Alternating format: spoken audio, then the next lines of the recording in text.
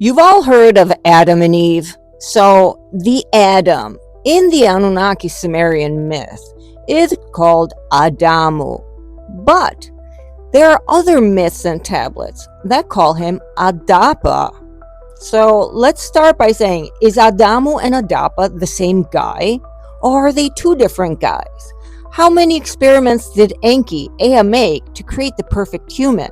When we see the story of Enki creating the first human and bringing the pregnancy to term through his sister Ninhursag, the medic, that Adamu is not the perfect man.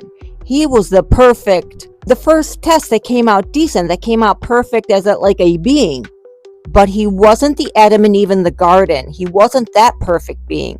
That guy was most probably called Adapa. First mention of Adapa is in the myth Adapa and the South Wind. He is introduced as a priest or a wise sage of Eridu. He was created or chosen by the god Ea, Enki. Ea endowed him with extraordinary intelligence. He gave him wisdom, but he did not give him immortality. Adapa was a ritually observant servant. He busied himself with offerings, baking, food, water, and carrying things to the temple, all performed with purity and devotion. One day, while Adapa was fishing, a powerful south wind capsized Adapa's boat. The wind threw Adapa into the sea. In his anger, Adapa cursed the wind. And this is where it says that allegedly he broke the wind's wing. This is why I'm saying this sounds like climate control technology. He broke the wing of the wind. You see what I'm talking about? And even more proof of this is that what Adapa did halted the wing's movement for 7 days. So the supreme god Anu notices that the absence of the south wind, and he asks his advisor Librat about it. He's like, what's going on? What's going on with the south wind? And Ilabrat reports to him, hey, Adapa, the sage of Enki, your brother Ea, he broke the south wind's wing. So Anu is enraged and demands that Adapa be brought to him in heaven. Now remember, the heaven means outer space. So Anu was or on Nibiru or on a spacecraft hovering. So Enki is now very worried, and he wants to caution Adapa about certain things. He doesn't know exactly what his father's going to do.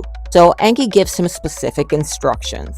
He tells Adapa to let his hair down and wear mourning clothing. I'm assuming he had a man bun. I don't know. Then he tells him that when he meets the gatekeepers, the Muzi and Gizida, tell them that you mourn them because they disappeared.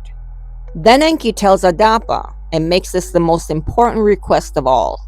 When offered bread or water, refuse them both. Refuse. Do not eat or drink, because they are food and water of death, he says. He goes on to tell him, but if my father offers you clothing, wear it. If they offer you oil, anoint yourself. Just don't eat anything or drink. So Adapa, adorned with mourning gear, goes to meet the gatekeepers. He arrives at Heaven's Gate. He addresses Dumuzi and Gizita, saying, 2 gods have vanished from our land, therefore I mourn. Dumuzi and Gizita, at this point, they look at each other, giving themselves a knowing look, like they understood what they were thinking, and they laughed. But they went to Anu and spoke favorably of Adapa. Now it was time to face Anu, and Anu summons Adapa. And he demanded to know, Adapa, why did you break the wing of the south wind? And Adapa explains that while fishing for a storm from the south wind capsized his boat, forcing him to reside in the fish's home. In anger, he cursed and broke the wing of the south wind. Anu was so mad that Gizida and Dumuzi actually had to calm him down. At this point, something weird happens.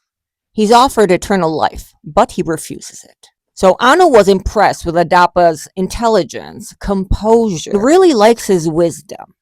At this point, he orders for bread and water to be brought over. He called it the bread and water of eternal life. So Anu tells them to give him the eternal life bread and water, but Adapa refuses because he's following the orders of Enki.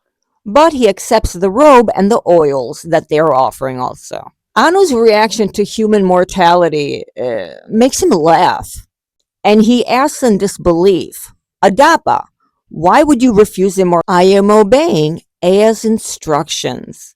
This is when Anu reflects on Ea's role, asking why such wisdom giving to mortals if they cannot live eternally, if they cannot be immortals. Ultimately, he sends Adapa back to Earth, leaving humanity mortal and bound to disease. So we've been told that Enki was the one trying to liberate humanity and things like that. But remember, this was him that tweaked our DNA and made it so that we could not be immortal.